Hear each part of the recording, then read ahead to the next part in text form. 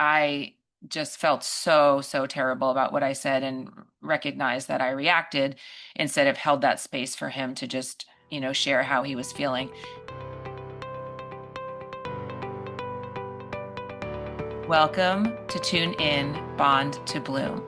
Today, I wanted to come on here and share a vulnerable experience that I had with one of my children where I did not say the right thing or did not say something that held space for him and made him feel good. And I reacted essentially. So, my middle son, Tyler, plays baseball collegiately here in Arizona, and he was driving an hour and a half south to play in a game, and he was going to pitch the eighth and ninth inning. And he always, on his way home, he'll usually call me or text me and let me know how the outing went. And so I was eagerly anticipating that, sitting on the couch, just relaxing by myself.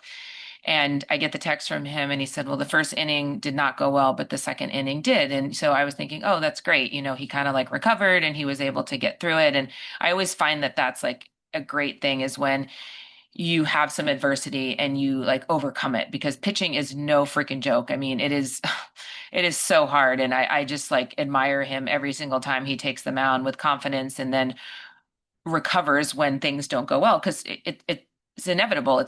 They're never going to be perfect at the mound on the mound, right? So I just kind of like continued to relax and then he called. And the last thing that was in my mind was that the last inning went well. So that's what I had in my head. And so he says, he like tells me what happened in the first inning that he pitched.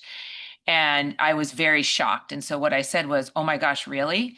And it came out, to him like, you suck and judgment and all of those things. But in my mind, it was just like I was shocked to hear it. Like there was no judgment from my stand. It was more just like, oh, I'm just surprised. But he took offense to it, and I felt horrible. And I immediately owned it, which shows a lot of growth on my part because I don't think I always did. I think I would make up a story or say, my side, what I was trying to. And I just said, listen, I'm really sorry if I hurt your feelings.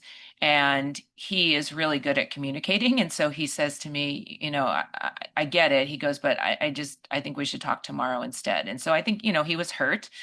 And I was like, okay, I get it. And I didn't like fight with him to stay on the phone or like try to prove my point or whatever it was. But I just felt so terrible about what I said and recognized that I reacted instead of held that space for him to just, share how he was feeling. And then about 30 minutes later, I sent him a text and just say, listen, I apologize again. I understand where you're at. I can understand not wanting to talk to me. I wouldn't want to talk to me either.